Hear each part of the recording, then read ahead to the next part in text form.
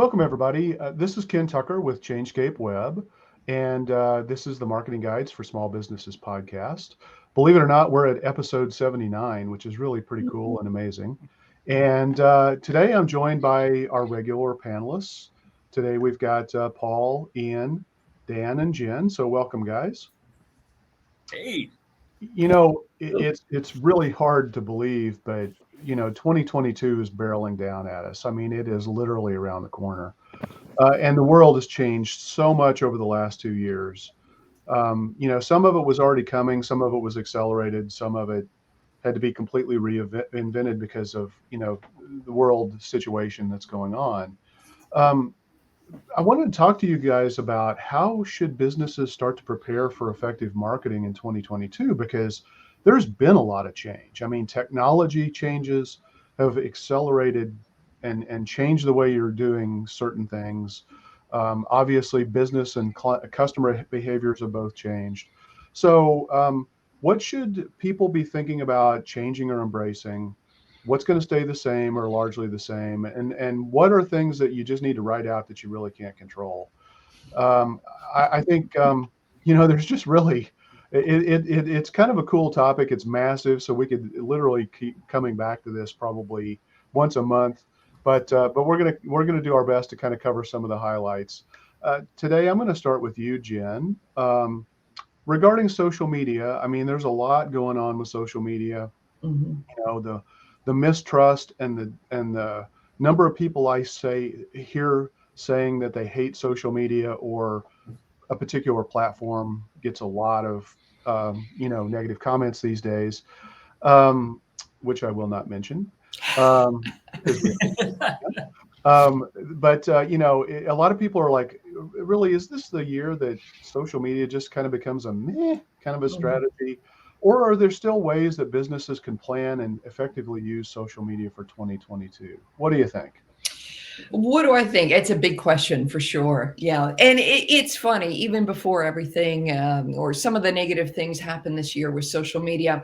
I don't know about you guys, but in all of my marketing consulting career, there has been no other channel that has been so passionately commented on other than social media. I mean, if you suggest any other type of channel of promotion, I would, in pre-COVID times, I would gather that nobody is turning up their nose at trade shows or giving you a 5-minute diatribe about why trade shows aren't for them, as they will with social media. So that's the thing. So that's a landmine there for sure. Love it, hate it, love certain channels, hate certain channels. Certain channels are not for us, right? We've heard it all for sure. So is this the year that social media becomes a meh kind of channel? I don't think so. I mean, certainly a lot of the ugliness has come out about it for sure. But I don't see the channels going away. Definitely going to morph, and definitely it's kind of a buyer beware, or look what you're getting into, or know what you're getting into. Kind of realization for sure. But you have to think about, again, it's not about your business, it's about your customer, your potential customer. Where are they? And whether you love, hate the channel that they are on, you got to be there. So That's that's for that's a one. great point. You shouldn't let your own personal bias That's dictate maybe one of the most potent channels that you could use. Absolutely, 100%, 100%. The other thing is, in your line of questioning, you have, what channel should people be focusing on? That's a bit of a slippery slope. That's a little bit of shiny object syndrome, right? Because if you haven't gotten into the flow of having success on at least one channel, and success could come in two different ways. One is the reaction, but internally, what are we posting? What is our strategy? Are we into a good rhythm? Do we do that right? Do we look at our analytics? How's it going? If you haven't got that process down pat on at least one channel, going off to the next six that we're going to see, really rise this year, that's not going to be helpful for you. So what I would say to that is the channels that you're on, evaluate if they're working for you or not, for one. And what we've seen with a lot of the channels is different features come out. So do you really need to move to a different channel? channel right yet, or do you really need to double down on one channel? And one, I'll give you an example of LinkedIn. We've got a couple of our clients that were just allowed live video. So are they going to go there? Or are they going to go over to TikTok and do, live video there? So where are you most comfortable? What's making sense for you right now? And really get familiar with some of the new features that are coming in on the channels you're already on, and see if they can work for you. And a good thing about that is you're taking your existing audience with you. Your team, yourself is familiar with that channel. So to go into another feature on that same channel isn't, a whole new learning curve, and something that's totally approachable. Yeah. Yeah. Paul, I have to say, Paul's TikTok channel is just superb. Is it really? The dancing blue dot is just I have more faith in TikTok than a certain other platform, I'll tell you that much. So, yeah, I mean, honestly, there's always the temptation of, what's the next greatest, channel coming up. And, we've seen it with Snapchat, we've seen it with TikTok. Instagram is really kind of the last one that got legs and made a really serious impact. So I think it's important that people realize we probably have the channels that we need right now. There are nuances, and as you said, Jen, I mean, really one of the most critical things is it where your customers or potential clients already are? That's the key. And then you've got to, knowing that, now you figure out strategies on how to most effectively use it. I don't really see any new channel coming up that's going to, Clubhouse, everybody was going crazy about that. Yeah. Typical small business owner, it's just not going to happen. I don't see anything on the horizon coming up at this point. It's always, I think one of the things that people are, we probably talked about this just a few days ago. I think Ian mentioned it, is that, it'll be interesting to see how much small business gets squeezed out by social media in terms of paid. I don't think it's necessarily there yet, but it's getting a lot harder. It's LinkedIn ads were always kind of expensive to begin with, but Facebook ads, to see success, it could be more challenging, especially when you consider that it's not the only thing that they should be doing. We know that much. I mean, you can't put all your eggs in that basket. So it'll be something for us to keep an eye on, because as part of an overall marketing agenda, if you're going to go suddenly spend, instead of hundreds, thousands of dollars, well, the reality is that a lot of small businesses don't have that kind of money. They don't have money to just say, okay, I'm going to put thousands over here for Facebook ads, and then I'm going to put another bunch of thousands over here. No. Right. It's more like, let's take, say, $3,000 and see how we're going to stretch it into a lot of other stuff.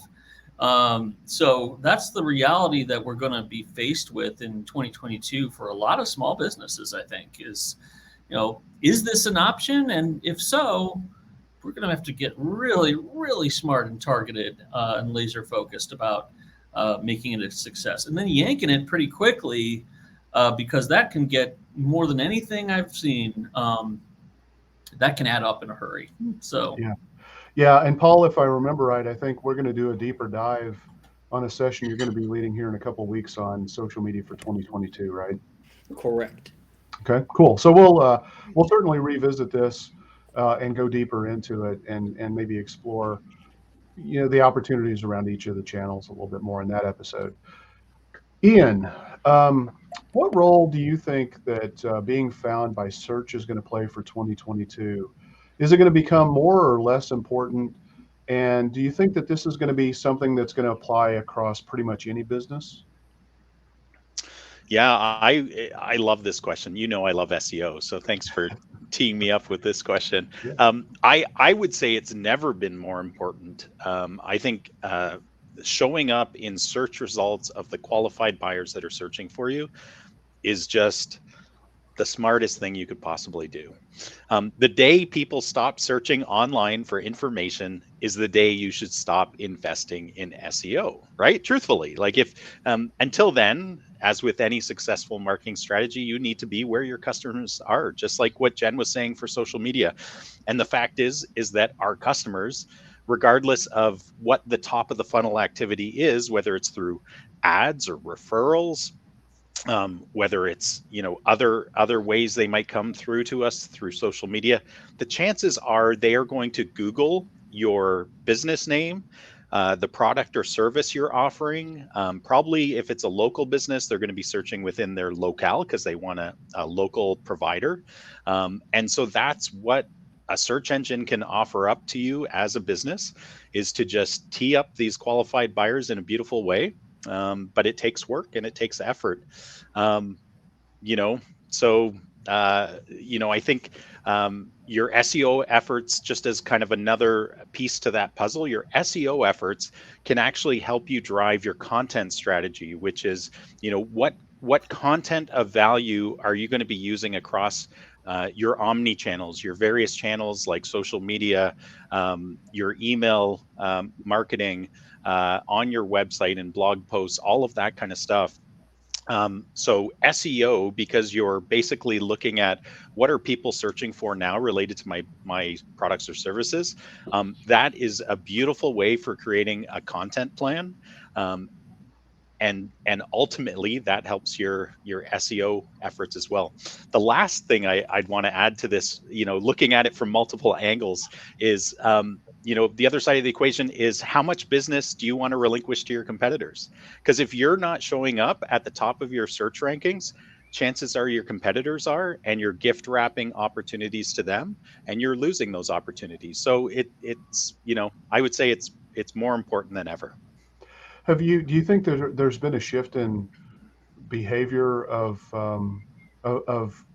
people looking for products or services over the last year and a half or 2 years because of the economic situation that and the health situation we've all been dealing with? 100%. Whereas there may have been more organic options of, discovering a restaurant or discovering a dentist, or you're out driving more. Because of COVID, searching has gone way up.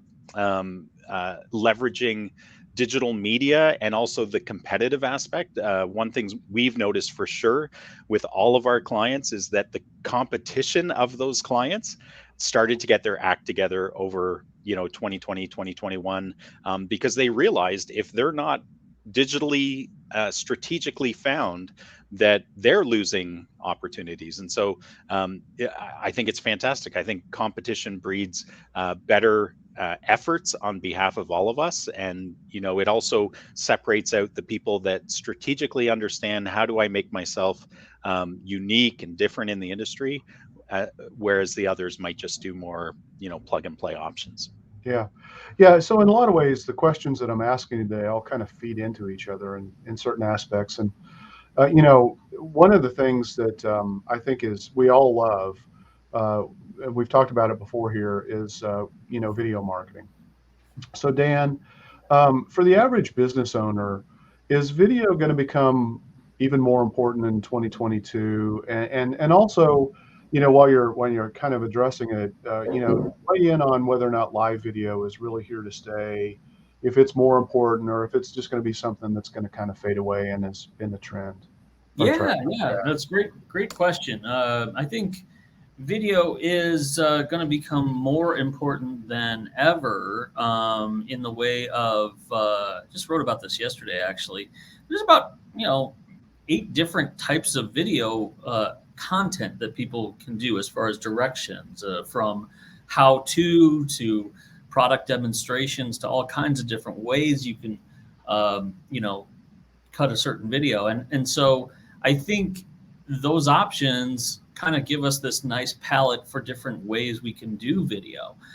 But then on top of it, there's now more options for using video to embed right in our prospecting. So for example, on LinkedIn, Vidyard has a pretty cool way that you can just, like, if I'm writing a message to you, I can just go on the Vidyard extension and just pop a video in there, and away you go. And you're just like, hey, Ken, great to meet you here and connect and whatnot. And a minute later, you're done. So you think about that and you go, gosh, okay, well, how hard would it really be for me to just record that like in some different ways and be personalized and just get it out there and get it done? And so I don't think everybody necessarily knows that those options even exist. They probably don't even know, that you can use things like Loom and Vidyard together for different purposes, such as screen sharing and doing product demos. So I only see more of that happening. I don't see anything like that going away. In fact, even some accompanying tools that video can do now to make it easier. The big hang up was, like whenever I would help a client shoot some video, it would always be like, oh, I screwed up. Sorry, I got to do it all over again or something. Well, besides not doing that, I think one of the better products that I like to use sometimes is two things. I like to use like a teleprompter tool that doesn't look like they're looking over here at a teleprompter. Sure. So that right now is a big breakthrough because nobody's going to know. Nobody's going to know that you're looking at it. It's right here on screen, like I'm looking at you. Are you using one right now? No, yeah, not yet. No. But that's really cool because it allows us to have a presence. We can actually plan out some video in a cool way. Literally, this is how crazy easy it is. I did this for my 7-year-old, and she goes, "Oh, can I do a video too?" And I'm like, "All right, fine." We threw up a teleprompter of her talking about unicorns, and there she is in front of a green screen 10 minutes later, and she has a video that we send out. So, if I can do that for a 7-year-old, I'm pretty sure we can do it pretty easily for businesses. That's how far we've come. Now, as far as live video, I don't think that's going away at all either. If anything, I play in the LinkedIn sandbox a lot, I know, so I'm going to mention that. But LinkedIn Live right now is something that is going to be rolled out more than it even is, as far as everyone will have that option. Everyone will be able to apply for it. That means you can apply for it on your personal profile, but you're also going to be able to apply for it on your company page. So if you think about it, just what opportunities exist there so that every time you go live, bing, there it is, like, hey, Ian Cantill's talking about this. And suddenly all of your people you're connected to know that Ian Cantill's talking now. It's a big deal. And you can embed that in your newsletter. So that's pretty cool. That's not going away at all. And so I think pretty much everybody in some form or fashion should look at that video. One last thing that did come to mind though, Zoom is going to, we're all going to be in this COVID world in 2022. I don't think that's going to go away. So some people are saying, well, gosh, how do I do this? Like, you can't come to my office or something, maybe we can't be in person. It's okay. What I've found is that you can do some pretty nice Zoom interviews with people, and you can take yourself out of the picture and just ask them a series of questions, and then you might have to edit certain stuff like your questions later, but then they've got themselves a really nice video they can use on their site, their social media, anything.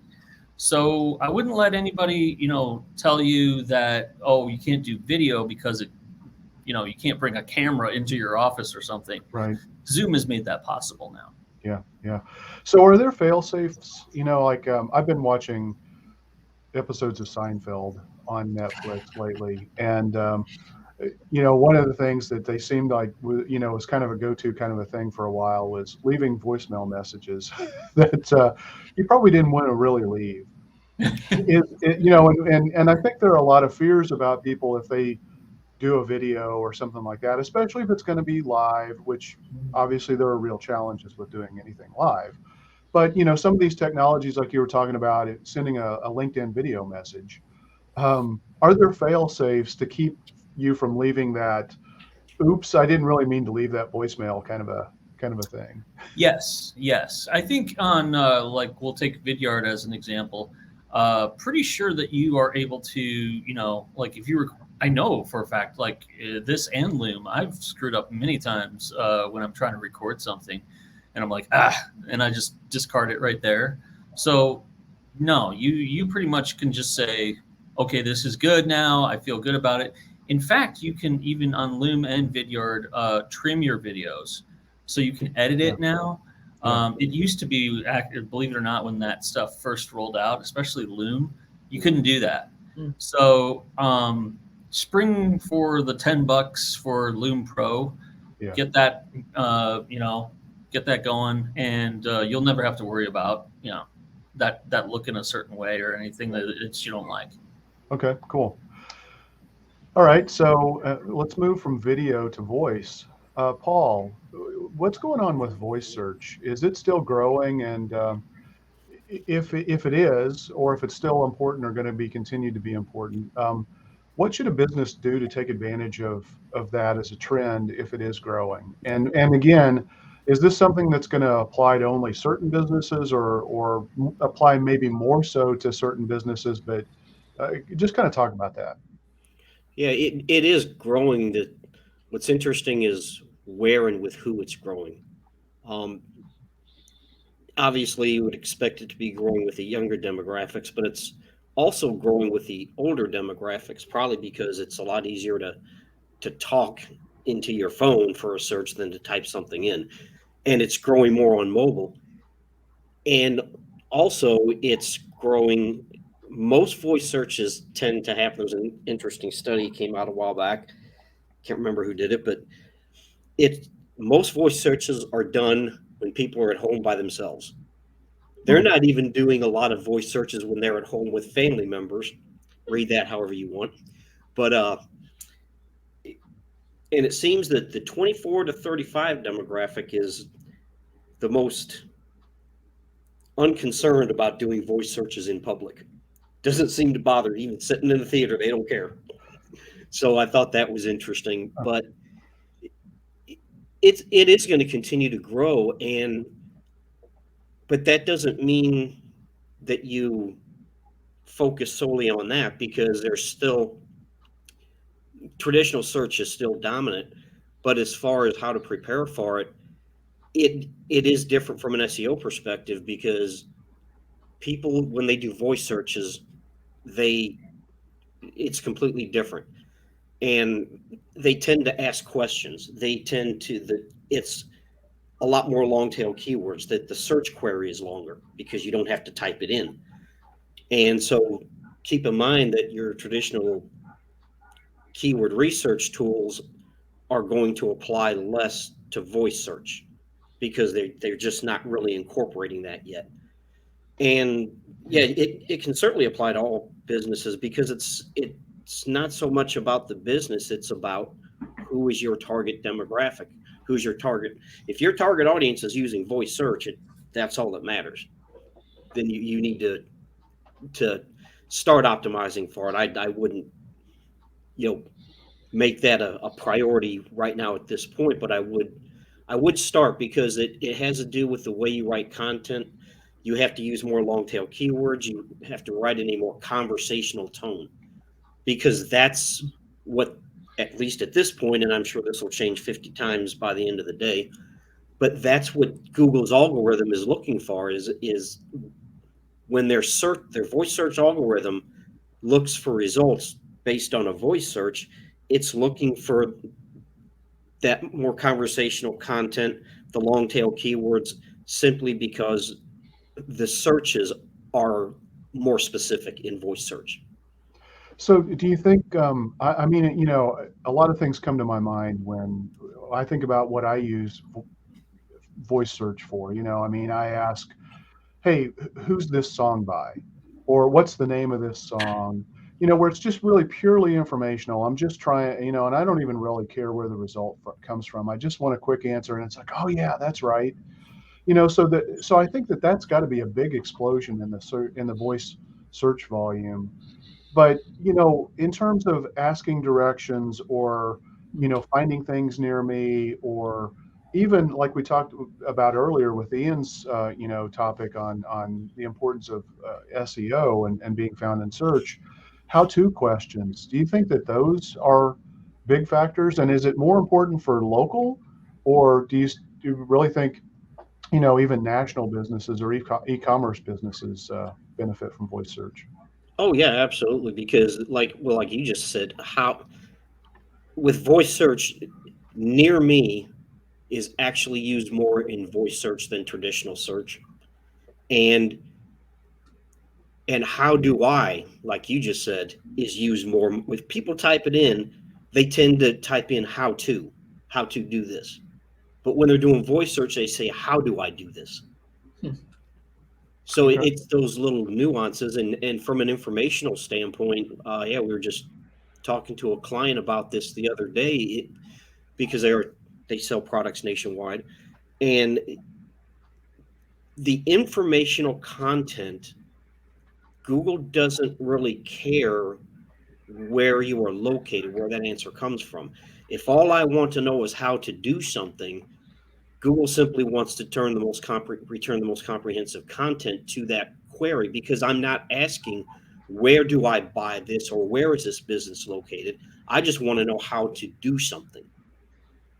And that is purely informational, because there's different type of search queries, navigational, informational, transactional. We won't go into that today, but informational content will have the broadest reach. Now, when you get into local searches, even with voice search, there's things you can do with your Google My Business page that is somewhat there, and Google is still incorporating a lot of things, but you're going to be able to leverage your GMB page, well, your Google property now, but you're going to be able to leverage that in voice search as well. And Yeah. that's something that's coming. Okay, cool. So Jen, I kind of mentioned e-commerce in my question to Paul, but it's become really hot, and it appears that it's really only continuing to grow and accelerate. Yet most businesses today, still don't really sell anything online. Mhm. But do you have any thoughts on how businesses who don't sell online and really don't want to put like a product set online for people to purchase can still take advantage of the desire for people to kind of want to do that buy online kind of a thing? Yeah, absolutely, absolutely, and becoming really hot. I've heard a stat that I guess we have come 10 years in basically 18 months as far as the Wow. adoption of e-commerce, or the rampant ramp up of Hmm. commerce. So more people feeling much more comfortable purchasing online than they did previously. This is pre-COVID, and also too the types or the breadth of what they are purchasing online has absolutely increased. So with that, you have to think just naturally, if you had never ordered groceries online before, had never really, thought about ordering your shampoo and all that kind of stuff, say on subscription by Amazon before, and you're doing that now, just naturally, it's just going to raise your comfort level with searching for more and more things online. So when you ask about companies that don't sell online, so for example, it would be a service or a product that couldn't be delivered. When I say product that couldn't be delivered, I'm thinking big ticket item. And sometimes that has been a pushback for, we sell things that are very expensive that you don't just check off a box and enter your credit card number in. And Right. I don't know why I'm thinking of this, but yachts come to mind, right? Most people aren't going to just buy online. However, a tremendous amount of research is going to be done online, aside from seeing the product in person for sure. Um, as for companies that sell things or services that can't possibly be bought online, I would recommend that you feed into the comfort level with obtaining something online, be it, I mean, we're all familiar with ebooks and whatnot. Checklists can be helpful, but also as well, having a substantial amount of information online about what it is that you do, what it is like to work with you, maybe extended information about the services that you provide. So it can feel that that need to research, and that it can help with the comfort level that many more people feel about searching online. So that's certainly what I'd recommend. We're advising some of our clients to incorporate some of the more checklist downloads, and really expand out some of the content about what it's like to onboard, what your first month with us is like, what your second month is like, different types of milestones and whatnot. So that there's really a good chunk of information there when someone comes to Yeah. look at your company. Cool. Yeah, I mean, I think about a variety of different things, anywhere from an attorney, or a CPA, where they're really trusted positions and you really want to have a chance to meet somebody and kind of get to know them before you're going to definitely hire them. Mm. Or even people booking appointments for somebody to come out and take a look at the roof. You know, I think automated booking calendar functionality on a website is kind of that online purchase kind of a thing. You don't have to ask for money, but you're getting somebody to make a commitment to say, yeah, I want you to come out to my house, or I want to schedule this appointment with you. So I even think that, and we've seen that explode across the board for pretty much any business. If you're not doing an automated booking calendar, you need to figure that out. You need to get that done and in place ASAP, because you are missing opportunities. And I don't care what industry it is. I don't care if you sell a service that's a highly trusted, position, like from an attorney or a financial advisor, or if it's to come out and take a look at, roof damage after a hailstorm or something like that. You really have to implement that. And I think that's just indicative of the fact that, as you said, people are so much more comfortable buying things online. They're also not wanting to talk to somebody to book a time to schedule an It's true. appointment. Yeah, So, very true. Yeah. Let me make the next move now when I want to, on my time, like sort of on my time schedule. yeah. And, don't put any hurdles in the way to allow me to do that. Yeah. Absolutely. I mean, for a software company, booking a demo, which many software companies have had that functionality for a while. But if you don't have that today, you better get on it, or you're going to be missing a lot of opportunities. So, Well said. Ian, I know this is a topic you really enjoy talking about, and that is conversion rate optimization and customer experience. So, what do you think we're going to see in 2022 in that regard? Dude, do you know your crow? Do you know your your conversion rate optimization? First of all, let me explain to those that don't know what conversion rate optimization is. The most common use of it is it's the rate at which visitors to your website convert in some way. And by convert, I mean they take an action that moves them towards becoming a customer in some way. So that could be just what Jen was talking about with, download a checklist. Could be what Ken was talking about booking an appointment. But somehow you've got your audience, and then you've got the converters in that audience, and the optimization part of that term is about how does it change over time? Are we improving our conversions, or are they dropping? The most common use of that term is website visitors to call to actions that are done. But I'd even suggest that conversion rate optimization is a metric you can and should be tracking across every single stage of your buyer's journey, whether that's on Google Ads. I mean, that's how I was first really influenced by conversion rate optimization. Is customers are spending thousands to tens of thousands of dollars a month on ads. And we wanted to ensure that we were tracking conversions through that process. And then that was optimized over time.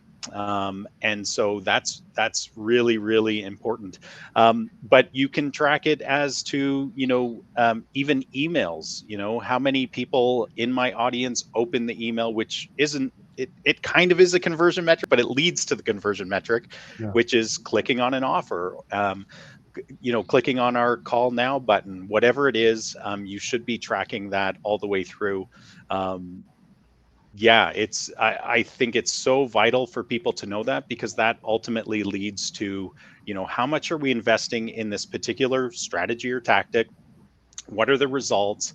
And are we getting better and better at it over time? And we should all be looking at that. What you don't measure, you can't improve. And so that's a really important thing.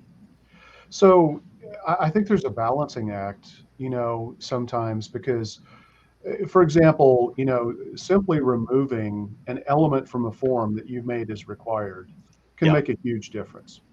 absolutely. Or like, we work with a lot of service area businesses, and we're big believers that we don't want to create a lot of obstacles to keep people from contacting the business. Um, but a lot of our customers or clients, they come back and they say, man, it'd be really helpful if I already knew the address, because that way when I get on the phone with them, I already know when we may have a service truck out in that area or something like that. And it's a balancing act. Are you getting a better qualified lead, even though it's dramatically reducing your conversion rate, or helping your business operationally to where maybe that's still a worthwhile trade-off, or do you need to maximize the conversions? And so it's interesting. It's fascinating. What impact do you see it having on search engine optimization or anything like that? Is it a factor? Absolutely, yeah. So the biggest factor I would say, and it's very similar for search engine optimization as it is for Google Ads. Let's put those together, because how Google views the success of a Google ad and the quality of an experience somebody has there is very similar to the SEO experience, and what drives Google's algorithm to send more people to you. And yeah, it's that continuity. So the easiest way to explain it is through a Google Ads campaign where somebody types in a keyword phrase. They're looking for an attorney in your city. Google throws up a bunch of results. It then whoever clicks on a result, Google's watching through Google Analytics and various other metrics to see what happens to that person once they get to that web page. If they immediately bounce off the page and come back and search for another one, Google knows that, and Google's able to say, oh, that wasn't the type of result that people searching using those terms wants. And so, sorry, I kind of switched between SEO and ads there, but following through on the ads, you're presented with an ad. The ad should align with the actual landing page that people are going to, and then Google knows if you've set up conversions in Google Ads or in Google Analytics. Google knows, oh, they clicked on the actual goal or conversion metric that they wanted them to do, which is usually a phone call, a form fill, something like that. And so that affects the quality then of how Google is going to then present you in the future. So it's vital for SEO. It's vital for Google Ads success. Yeah. Yeah. All right, cool. And Google's making some major changes to their ads algorithm right now too. Hmm. Yeah, that's, we probably have a great another topic that we need to address, which is, the changes that are coming in online advertising platforms, especially around artificial intelligence and artificial intelligence impact on marketing in general. So we'll have to table that because that's a huge topic in and of itself. But yeah, absolutely. Dan, kind of talking about advertising though, what has changed? What do you think is going to change, or what do we know is already going to be changing regarding advertising? Well, first of all, when I say advertising, I'm going to use all advertising here. I'm going to not just the digital kind, but the offline kind as well. So it was interesting. One of the things that I just saw yesterday was that we were just talking about video. There used to be a thing of people wanting to watch, let's say, a commercial, like a TV commercial, and then you would see, okay, go on this website to see the rest of that story. It was actually like, of all the video formats, that one was like ninth rated of about 10. So it used to be kind of a cool thing to be like, oh, I'm going to go online and stuff and see what else is going on with the story. And I think that's kind of, I won't say it's totally waning, but clearly people are more interested in getting the whole story right now from whatever your ad is trying to tell me. The patience of going from one device to another to see an ad is not necessarily what they want. So if you're going to think about advertising at all in 2022, it can't be delayed gratification. I think you got to give them something pretty quick. I mean, we see these, I'm going to call them annoying as hell, Facebook ads, because the worst kind that any of us get, at least this person gets, is Facebook ads from people who talk about Facebook ads, that I'm going to sell you Facebook ads and it's going to change your life. Just scroll to the bottom of this and it's this extra special blueprint. And, oh my God, no. But those kinds of things are going to be out there. And I think with Facebook ads, again, what's going to change about that, and Google ads and even LinkedIn ads, is I want the whole story right now. I want to be able to click on something and get it right now. I don't want to sign up for your thing or anything like that until I get something first. So don't delay what I'm going to get from you. Otherwise, I'm out of here. Like, I don't care if it's free. And I think you're just going to see more of that. People's attention, and this has been going on since I started, and I'm going to date myself, but let's just say the internet was only a baby. And even then, there were people who were like, I don't have the patience for this. So fast forward to today, and I think that's only going to be more true, is that the attention spans are going to be like 8 seconds, if that. And so if we're going to ask somebody to go and look somewhere else for the rest of the story, and our ad is going to be the springboard, I don't think that's going to be as easy as it used to be. And so anybody who is planning an ad and creating an ad is going to have to give at least a very quick in-between gratification. Okay, so is it a checklist that I download right now? Is it a video that I can absolutely watch right now and get some great things from? Don't tell me to sign up for something because I'm not going to do it until you give me something. That's not going to work. So that's what I would say as far as advertising. And for the love of God, don't do an ad that sends me to the homepage of your website, because that does nothing. That will not work. It didn't work before, and it definitely is not going to work now. So as we're talking about ads and paid ads, you better be really crystal clear, even more than ever, about, I'm going to do a Google ad, let's say, or a Facebook ad, and I'm going to send somebody somewhere.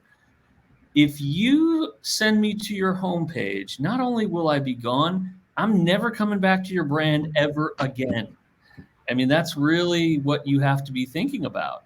So that's people are changing. They're getting more impatient, I think, but that's okay. We'll up our game. Yeah. So what about technology changes? I mean, we've seen Apple introduce, changes that are impacting Facebook advertising. We know that, Google is going to be making changes so that cookies are no longer supported. What impacts is that going to have on business? And, is it something that they should be scared about and freaked out about, or? No, I wouldn't be. We've been having these challenges ever since. You remember when TiVo came out and people said that was going to be the death of all TV ads and things like that? Well, even now, even when we can technically skip over some ads, you still got to see some ads no matter what. And so I think technology is going to change, but and even though, yes, in some formats, let's say like Spotify, you can pay a little extra and you don't get any ads. That's true. But at the end of the day, the advertising industry is still going to be alive and well. It's been going fine for at least 100 years, and it's going to be going 100 years more. The question is going to be where it goes from here as far as where it shifts. So let me give you an example. People said newspapers are dead. Well, maybe, but does that mean that newspaper are they in that form? Maybe for print they're more dead, but that doesn't mean that the ads didn't go somewhere else or that the content didn't go somewhere else. They still want it. It's just in digital form now. So that's what people always have to keep in mind is just the pivot is going to be the location, but the message is always going to ring out. So you don't have to necessarily freak out because, oh gosh, I can't do TV ads as much as I wanted to, or, anything like that.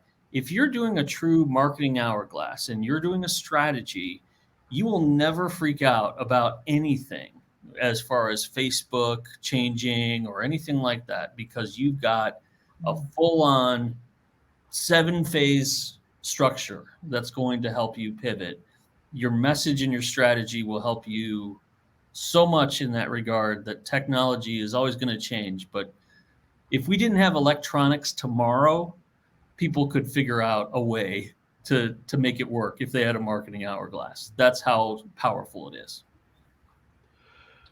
Paul, what about, I mean, we talked a little bit about this, with Ian, but do you think 2022 is really going to be more competitive for most businesses online? Yeah, it is. Why? Because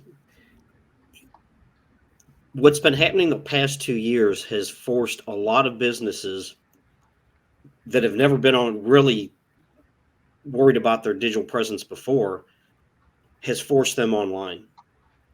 And they're starting, maybe before they never bothered to invest in SEO, and now they're realizing they have to. It's just people are doing more and more of their research online. And so you're going to have to compete with that. And I would add, when you were talking about your question to Dan about the whole cookieless world, let the advertising platforms worry about that. That's, that was one of the main drivers behind G4, Google Analytics 4, is the end of cookies. But I won't go any further into that. But yeah, there is going to be a lot more competition online. That's part of the reason that it's costing more and more to advertise online, no matter what the platform is, because more people are doing it.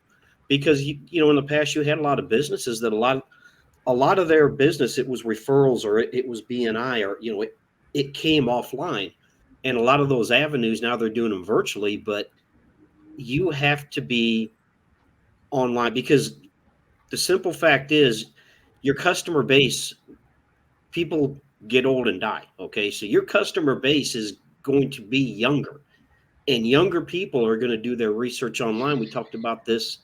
It was last week, where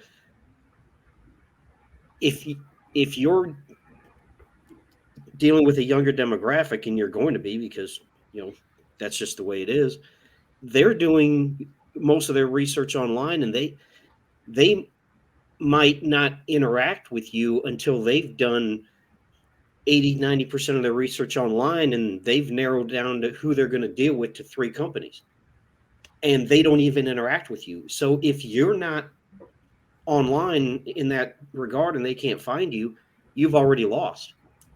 You're just not visible. And if you're not visible online, you're not going to survive. It's more than just findability too, though, right? I mean, it's like, even if you are referred by somebody, people want to check out a business online. We don't hop in a car and drive to places like we used to pre-COVID. We're gonna hop online and we're gonna check out a business and make sure, one, they're still open, and two, do they look like a real business? So even if your objective is really just to make sure that you look like a professional business, even that has become more important than ever. Oh yeah. And if you're a local business, then your Google My Business, which is your Google Business Profile, but most people still refer to it as GMB. But Yeah. that's actually going to become more important. Yep. Absolutely. I think that's a great point, Paul. I mean, that's we've probably said it here on this program at least once, is that people have to start to think of I was going to say GMB, but whatever they're calling Google Business Profile. I got to get used to that. That's going to be as important, I think, in some ways as your website, because not everybody is going to necessarily go right to your site. Like Google is making it so that you can stay there longer, not go to a website. Even if it is the first or second search result, they still want you to see the knowledge panel first, which means more posts, more video, more interactivity right there. And I think you're going to see only more of that. But even that, it makes your website even more critical, because your website is the main thing that props up your Google Business Profile. Oh, 100%. So it's not like you can just do a Google Business Profile and not have a website and think you're good if you're concerned about findability and search. Oh, yeah. It's the only property you own. Yeah. Exactly. Don't get me wrong on that. That's the no. I'm not Yeah, saying no. I just wanted to clarify. I didn't think you were saying that. Yeah. So, they're both going to go hand in hand for sure. Oh, yeah. So and you have to we're link wrapping up. between them. What's that? You have to link between them. Yeah, absolutely. Won't go into that, but that's So going to become more important too. We're wrapping up. Is there anything that you guys think we ought to quickly mention that we didn't cover today? And I'll start. I think database reactivations are huge. It's probably the thing that I think any business should do immediately if they haven't already done so. The challenge is, if you don't have a list and you don't have a strategy to build a list, get that ASAP, because that gives you the ability to get customers to come back who already know, like, and trust you. You don't have to spend nearly the cost of acquisition. And if they aren't ready to buy, or they don't need to buy, like you don't offer a product that they need to buy again, like a roofer, get them to refer you or to review you. And those are really, that stuff is never going to go away. Those things are always going to be important. Don't forget about those in 2022. Guys, what else do you have? Sorry, I'll jump in real quick. I think the biggest thing that people have got to wrap their head around is the fact that Zoom is here to stay. I'm sorry if some have Zoom fatigue, but get over it. It can be really a change for your business as far as customer service and prospecting, and just the immediacy and the efficiency of it is extraordinary. So incorporate that into your marketing and customer service efforts. I think you'll be well served to do that.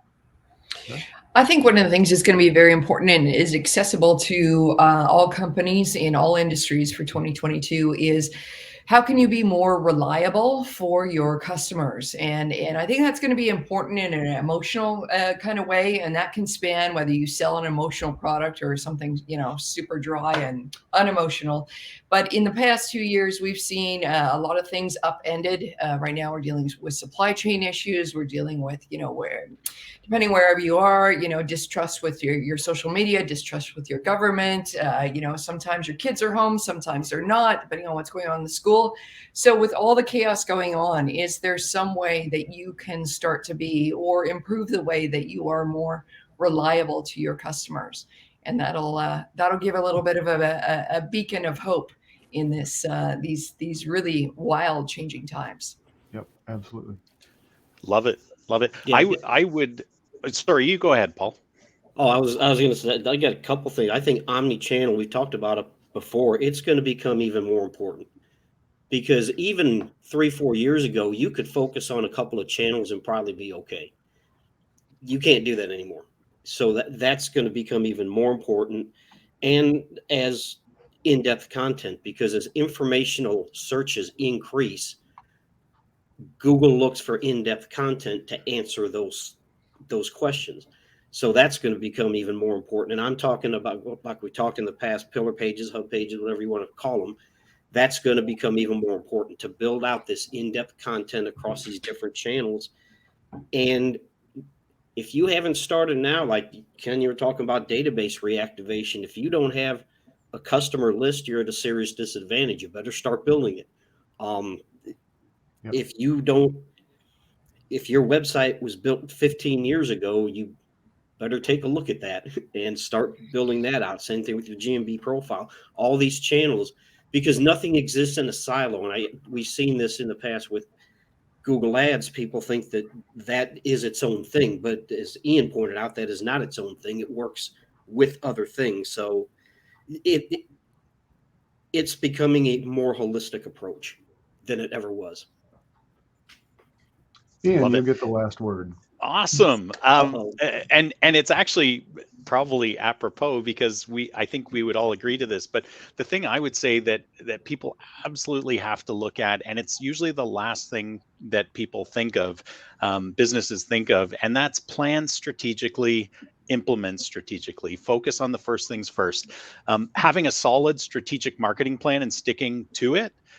One that defines your core difference, creates a content calendar, monitors how your success is over time. Those are all vital things about that get you an amazing return on investment. And that's ultimately what marketing's for. So flawlessly implementing the plan through the whole year through an omni-channel marketing engine approach. I truly think, like we've been talking to lots of clients lately about their strategy. They've been hiring us to figure out their core difference. There's such a hunger for that because nobody wants to be vanilla, and they know that that affects their business. So focus on strategy first, guys. Like, get going now. Call up one of these experts. Get a strategy. Yep. All right, cool. Well, thanks, guys. This was entertaining and enjoyable. Always learn a lot from you guys. So hopefully our listeners enjoyed this as well, and our watchers. And if you would do us all a favor and go like this podcast on your favorite podcast platform and write a review for us, that would just be fantastic, and that would be such a great holiday treat for all of us. So thanks, everybody. We'll talk to you next week. See ya. See you. Bye.